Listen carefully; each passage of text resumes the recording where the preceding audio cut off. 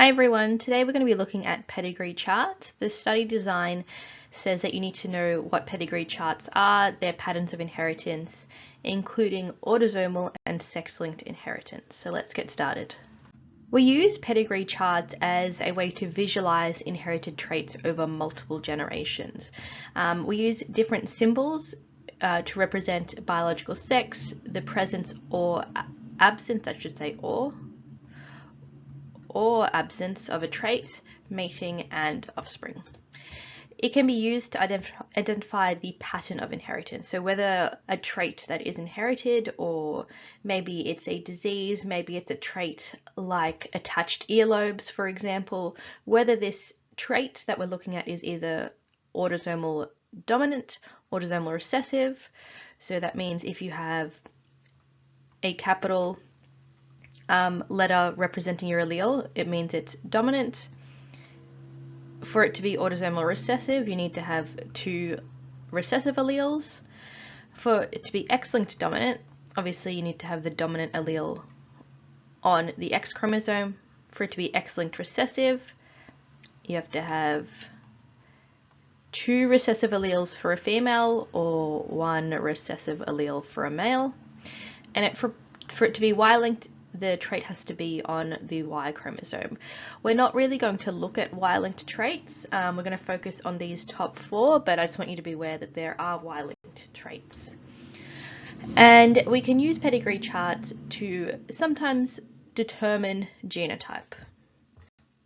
Let's have a look at these symbols. So these are the symbols that you need to be able to identify. So if you see a square, you know it is male. If it is clear, or it's not filled in, the male is unaffected, so they do not have the trait. If it's filled in and dark like this, it means the male has the trait. So if we're talking about maybe this is Huntington's disease, if you saw this square symbol on a pedigree chart, this means this male does not have Huntington's disease, but this male down here does. Same for the female, except the female is represented by a circle, so a clear circle is an unaffected female, does not have the trait. Filled in or colored circle is an affected female, so they have the trait. When you see a line going across between two individuals, you can say that they're mating. Sometimes, most of the time, pedigree charts are usually used for animals, so the term mating is probably the most appropriate term. When we're doing this with humans, obviously that's a really odd term to use. We might say that they have had children together or that they are married. Often, even if people aren't married, they can still have children, so we might just have a line across saying that to indicate that these two individuals have produced children. If there are double lines like this, means that we have consanguineous breeding, which essentially is related individuals breeding or producing offspring. Again, this is usually used for animals, so maybe you have two dogs that are related somehow, producing offspring. We would use these double lines. Doesn't usually happen in humans, but it's just something to be aware of. And again, if you see these lines across like this and then lines coming down to different individuals, this means we have parents and offspring. So these two over here are parents. They have mated and produced a son and a daughter. Down the bottom here we have a male that is half colored in. That means they are carrying an allele for that trait. So we're going to assume that this trait is recessive. So they might have a dominant allele over here and a recessive allele over here. So they're carrying the trait, or they're carrying the allele for that trait, but they do not express it themselves. The same for the female over here. Now, you don't need to know these different symbols here, but I just wanted to bring everyone's attention to it that as society changes and we have different identities, science also reflects that. So we have different symbols that represent different gender identities. You don't need to memorize any of this, but it's just something interesting that I think everyone should know. So here we have our first pedigree chart. So we have all these individuals. You can tell that which ones are males and females, which ones are affected or have the trait, and which individuals are unaffected or do not have the trait based on those symbols. Now you can see that there are Roman numerals going down here, so we have 1, 2, 3, and 4, and then we also have numbers going across for each individual. So if I was talking about individual 3, 2, the first number you would look at is the generation. So this is the 3rd generation, that's represented by Roman numerals. And then you're going to look at the individual 2. So in the third generation, so this one here, this individual is individual 2. So if I said look at individual 3, 2, you would identify this affected male over here. So the same goes if I said we're looking at individual 2, 3, you would go generation 2, individual 3, and we were looking at this unaffected male over here. So this is a real life example of how pedigree charts can be used, and this is a pedigree chart that shows the inheritance of haemophilia, which is a blood disorder in the royal houses of Europe, so all the royal families in Europe. As you can see, the coloured in red circles or red squares show that individual has haemophilia or is a carrier. And you can see it starts with a queen up here and how it spreads throughout the generations. If you're interested, this over here is the current royal family who are unaffected by haemophilia, but you can see other royal families have been in this pedigree chart. And you can also see how they're all related. So when we are given a pedigree chart, we are trying to figure out what is the pattern of inheritance. So I've put the different patterns of inheritance up in this corner over here. So we want to figure out from this information, using these symbols, is this trait autosomal dominant? Is it autosomal recessive? Is it X-linked dominant, or is it X-linked recessive? Again, we're not going to focus on Y-linked traits for year 11 biology, but these are the 4 that you need to know. So how would you go about figuring that out? So you've just got this information that's on the screen. The first thing I would want you to do is go in, and we're going to start by looking at whether the trait might be autosomal dominant. So this takes a lot of time, so bear with me, because you're going to have to do this whole process in SACs and exams. So let's start. So if the trait is autosomal dominant, that means a person with a capital A has the trait. So trait. And a person with a lowercase a has no trait, so does not have the trait. Let's go right, no. So assuming that is autosomal dominant, we have in generation 1 2 individuals, an unaffected male and an unaffected female. So because they are unaffected, means they must have 2 recessive alleles, because if they had the trait, they'd be coloured in and they'd have a capital A, or whatever symbol you want to use. You can use a different letter, it doesn't really matter. Okay, so we've got generation 1 done. We figured out their genotype based on just the information we have here, assuming that the trait is autosomal dominant. Now let's go down to their children. So they have a daughter over here who is also unaffected, so 2 recessive alleles. And they have a son over here who is affected. So that means we can, I'm not sure if you'll see that on top of the black, but maybe I'll use white for that. This son is affected, so they have at least, or he has at least 1 dominant allele. He might be heterozygous, or he could be homozygous dominant. However, now that we know he has the trait, well, we know he has the trait, he is coloured in. He is affected by this trait, which means he must have a capital A allele. Where has he gotten that from?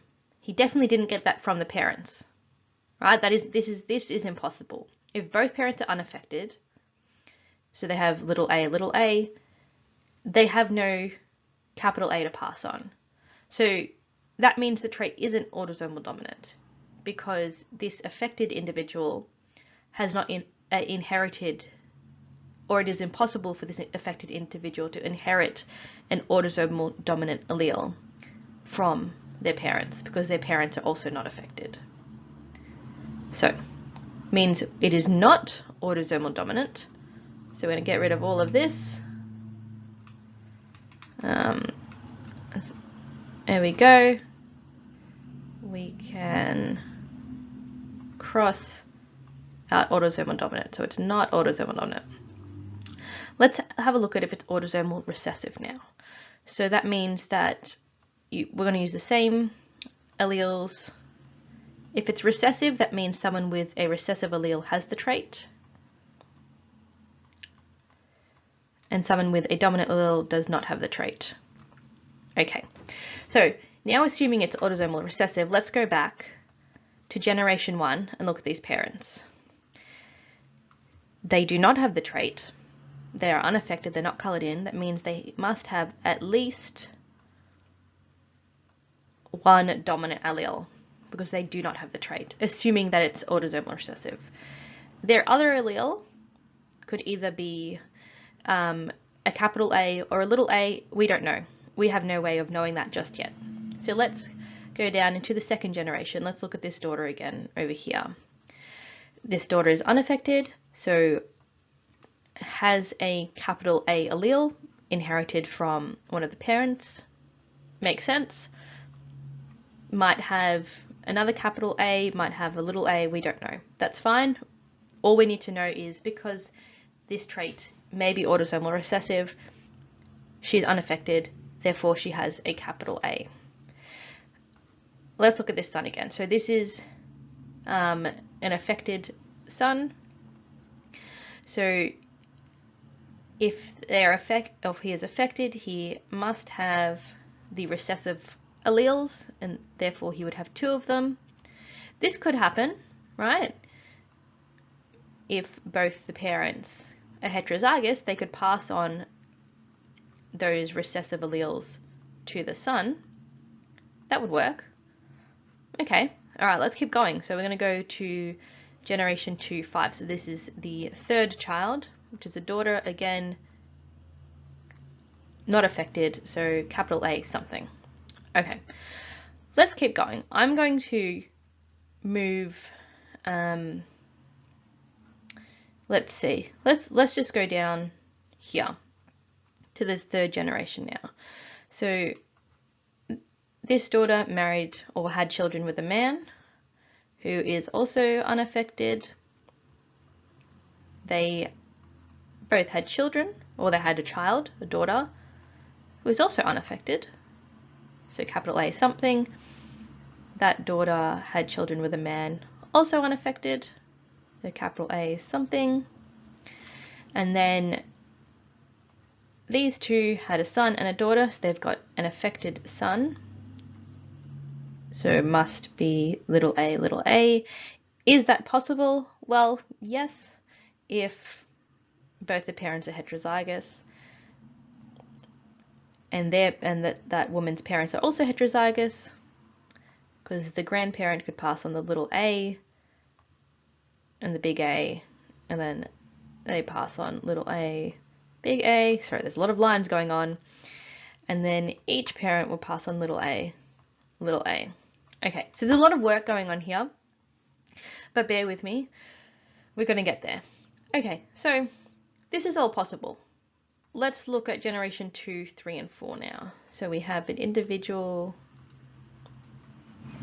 who doesn't have,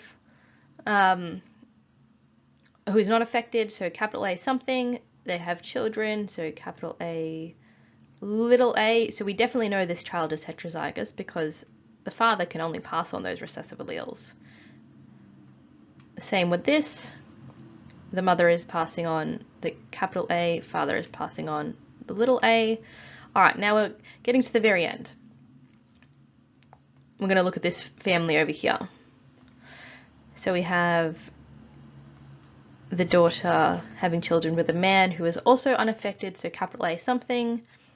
They have an affected son. All right. So this would be possible if the parents are also heterozygous, which is possible again because the grandparents would also need to be heterozygous. Both parents pass on the recessive allele, and their daughter doesn't have it. So looking at this all works. This all makes sense. this is quite possibly what has happened. All right, we have all these alleles being passed on. Everything makes sense. We've gone through and figured out the genotype based on all these symbols.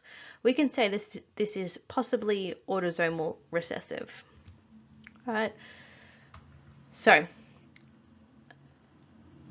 this is where this process is really lengthy, because what I'm going to do now on this next slide is go through X-linked dominant and X-linked recessive for this exact same pedigree chart and see if the X-linked dominant or X-linked recessive also works, because we haven't gone through those two yet. So right now we know autosomal recessive is possible, so we're going to assume it could be autosomal recessive, and the next slide I'll show you X-linked dominant and X-linked recessive and how we would figure out if it's either of those.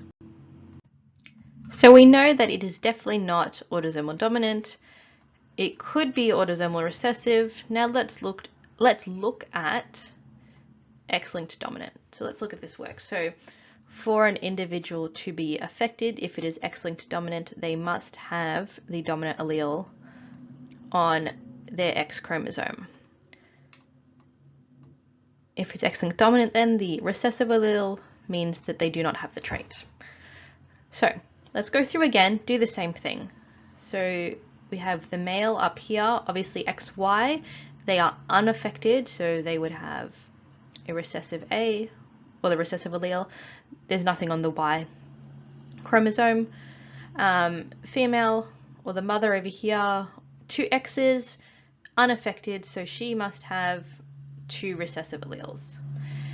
Now, because we've been through this before, we're just going to skip this daughter and we're going to go straight to this son because he is affected,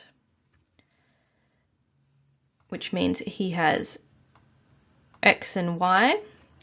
The Y comes from the dad and the X has to come from the mum.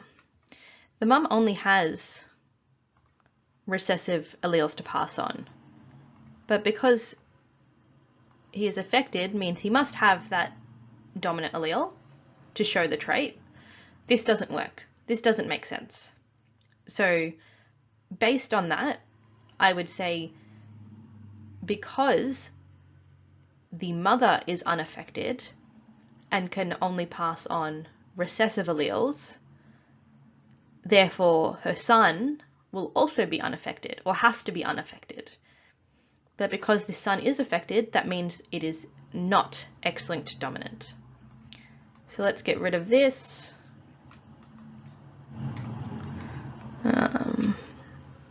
Okay, so we're going to cross out X-linked dominant.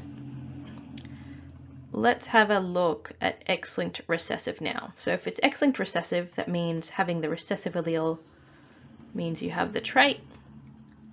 Not having, having the dominant allele means you don't have the trait. So I'm just going to go through and write this in real quick. Bear with me while I do that. So the father is unaffected, so dominant allele. The mother is unaffected again, so definitely has a dominant allele, might have a recessive allele. She might be heterozygous, we don't know yet. Okay. Same with this daughter over here. The son, we know is XY, so Y from the father. He is affected. So he would have to have that recessive allele, and because he's male, only has one X chromosome, whatever is on that X chromosome is the trait that he is expressing. So if he has the recessive allele on that X chromosome, he's expressing that trait. This would be possible if the mother was heterozygous and passed on that recessive allele on her X chromosome to the son. Okay, so this works. Let's keep going. Let's go through the rest. So the daughter over here, unaffected, so we're not sure. Let's go back to these two, X, Y, so unaffected, X, Y, unaffected, X,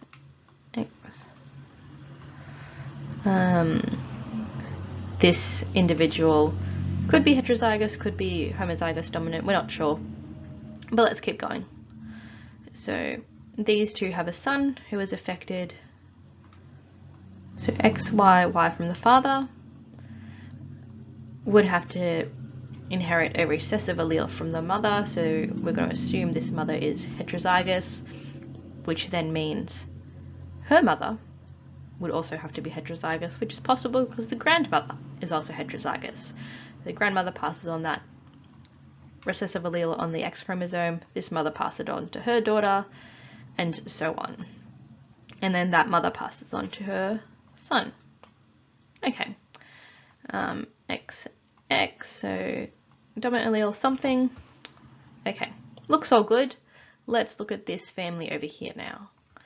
So the affected son has children with an unaffected woman. The mother could have passed on the dominant allele to the son.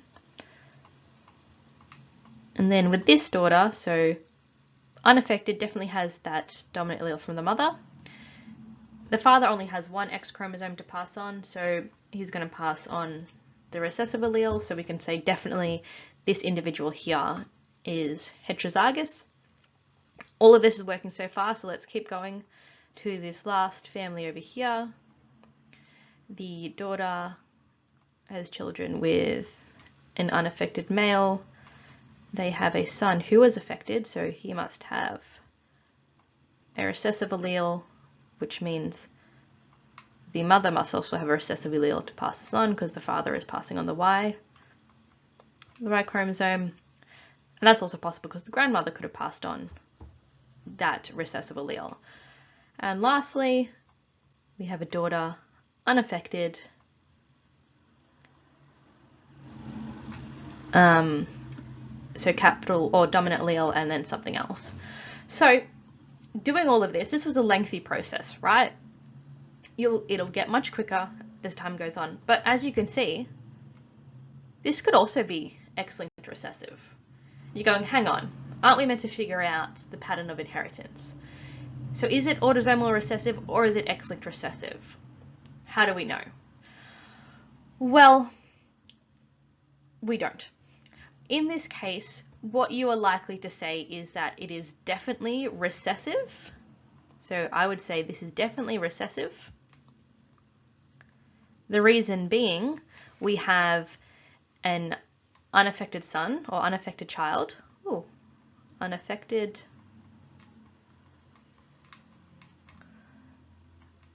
child. I'm sorry, I'm writing this on my computer with, sorry, an affected child with unaffected parents.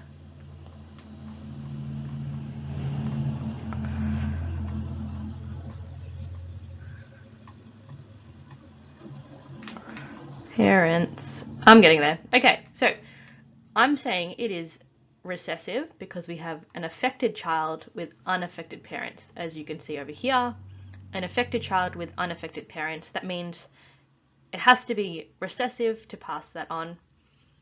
Again, over here, an affected child with unaffected parents, an affected child with unaffected parents. So definitely recessive. Now, you got to decide, would it be autosomal or would it be X-linked recessive? It could be either. You could say could be autosomal, could be X-linked, is what you would say. Yeah. So very lengthy process, but that is how you would figure out the pattern of inheritance for a pedigree chart or for a trait using a pedigree chart. You would go through all four of these, figure out, does one of them work, does two of them work, and what are the reasons? So you're probably thinking, am I going to have to do this really lengthy process every single time I look at a pedigree chart? Am I going to have to go through all of them? Well, no. The one I showed you, or the example that I showed you, is actually quite a complex one because I wanted to go through every single pattern of inheritance and show you how you would figure it out. And I also wanted there to show you that there could be more than one option, right? Often things will be much more straightforward. So let's look at this one, right? Let's assume that it is autosomal dominant.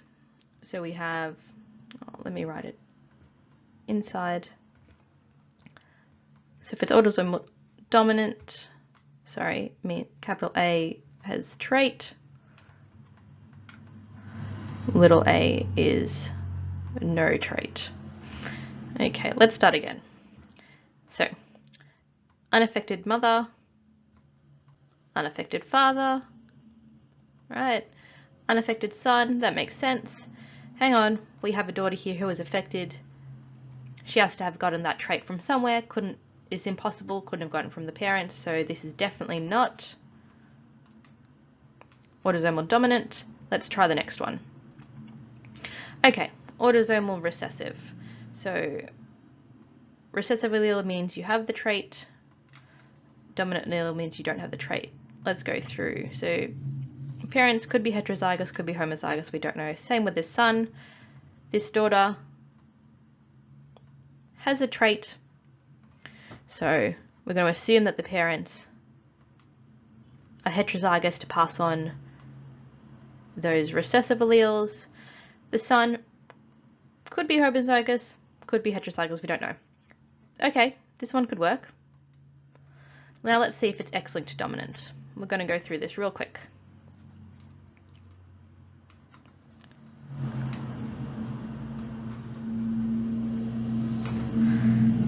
Okay, if it's X-linked dominant,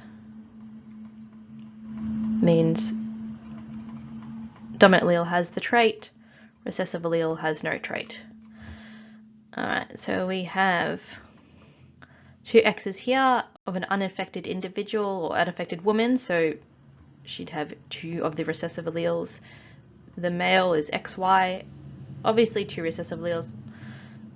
The son, XY, Y from the father, recessive allele from the mother, makes sense. Now we've got this affected daughter, XX, has the trait, has to have gotten that dominant allele from somewhere. It's not coming from the parents, that's impossible. So we can actually cross out autosomal recessive. Sorry, not autosomal recessive. We can cross out X-linked dominant. Could be autosomal recessive. All right, real quick, let's go through the next one. Shouldn't have rubbed those out, but anyway, let's write it in again. So, if it's X-linked recessive, having the recessive allele will mean you have the trait. Dominant allele, no trait. So, XX, no trait something. XY, definitely capital A. The son, XY, so the son gets the Y chromosome from the father, is unaffected, so has to have that dominant allele from the mother. Makes sense. Now we have the daughter here, so XX. If this is X-linked recessive, means she must have two recessive alleles, which is impossible. The mother might have passed on one recessive allele, but the father only has this dominant allele to pass on. That doesn't work. That can't work. We can rule out X-linked recessive. This is definitely autosomal recessive, and you would show your working out to support that. You're probably a bit tired because that is a lot of explaining. We're almost done. I've got a few little shorter ways to do this, but I wanted to show you the longer way first. So here I have a little cheat sheet. So if you look at an individual that is unaffected but has two affected parents, that means this trait must be autosomal dominant. Again, over here, if you have an affected individual with unaffected parents, we can say that the trait is autosomal recessive. With X-linked traits, you can't definitely confirm that it's X-linked, but you can say it's probably X-linked. If all the daughters of an affected father are also affected, we can say it's probably X-linked dominant. And if all the sons of an affected mother are affected, then we can say it is probably X-linked recessive. You can also use this flow chart to figure out if it's X-linked or autosomal dominant or recessive. If you want to memorize this, go for it. I think you should learn the long way, because this is a very complicated thing to memorize, and you can just learn the long way to make sure that you're definitely doing it correct, and you will get faster at it. It doesn't always take you like 30 minutes like this video has, but here is a little chart you can use if you would like. This is also a different chart that you can use. You can pick the one you want, up to you. And as usual, I'm going to leave you with a meme. Hopefully some of you are Star Wars fans and have a little bit of a laugh looking at this. This was a very long video. I hope it has been helpful, and you can use this to help you understand how to figure out the pattern of inheritance using a pedigree chart. Thank you for making it all this way. As usual, write down your questions and I will see you in class, where we will practice a lot of pedigree charts.